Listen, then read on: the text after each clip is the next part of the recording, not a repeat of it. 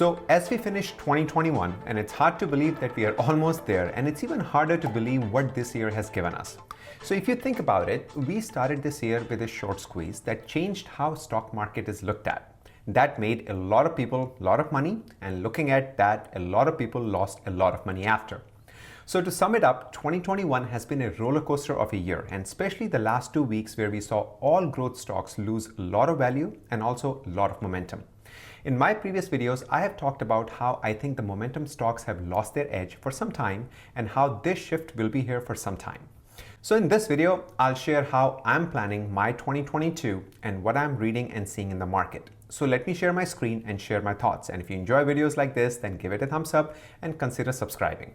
Okay, so as we enter 2022, there are a few things that everyone agrees on. And doesn't matter if you're a stock investor or real estate investor or a bond investor.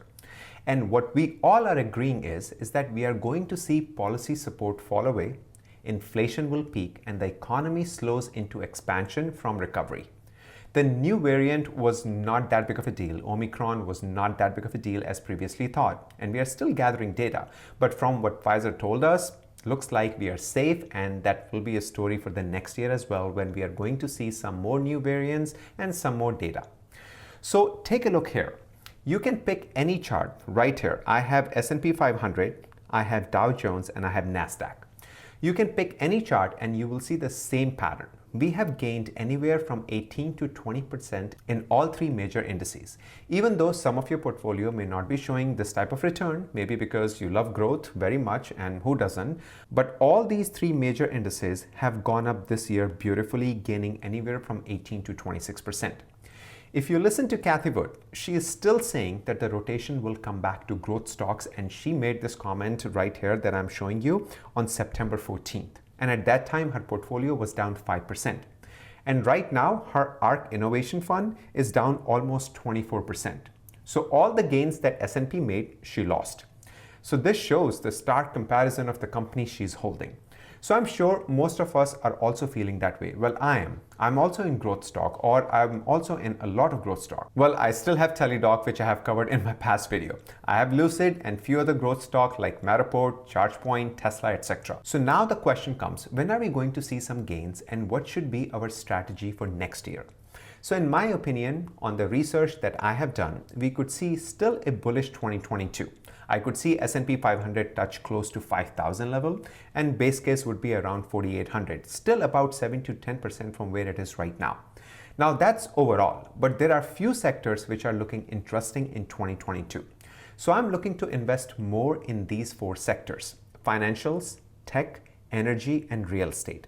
Now, I have not spoken much in detail about how I invest on this channel as of how I plan my investment, but in the beginning of every year, or I should say towards the end of every year, I do a cleanup. And this works well for my personal psyche, where I get out of the stocks which has given me gains, but I feel it's time to move on and look at what I can do with the money that I made from those stocks. And I also sell some of my losers, more for tax purposes, and some for just cleaning up my portfolio. You don't need to buy 5 stocks every day. All you need to buy is one stock for 5 months that give you 5x return. As simple as that. So what I did in last few days, I sold some of my positions purely for these purposes. Some I will get back again when the time is right, and some I'm done with. For example, I sold Starbucks, Twilio, Novavax, and few others that has made me some money. But I was done with them, as I think there are others that have a better chance in helping me get more return. Now, let me share the chart of Apple, and then I'll give you how I'm picking few names. So if you have, I would say, invested all your money in Apple in 2021, you would have beaten each and every indices, S&P, Dow, and NASDAQ. Take a look here. Apple in 1 year, this is 1 year, gained 40%. So if you invested your money back in December of 2020, right now in December of 2021, you would have made 40% on your money. That too safely, without worrying about losing your money. Apple is such a safe haven for investors that they park their money instead of bank. One of the biggest worry of 2022, in my opinion, will be interest rates, more than inflation. How many of us read the CPI data with the fine-tooth comb? Not many. We only hear about inflation in the news or read it in the article. but interest rate affect our daily lives. So I think we will have more stories, or I should say equity market have bigger risk from interest rate than from inflation. And that is why I think financials will have a better 2022. Companies like SoFi, Lending Club, Upstart, which are innovative, will continue in this path, and traditional banks like Chase, Bank of America will also do fine. Then I'm betting big on tech.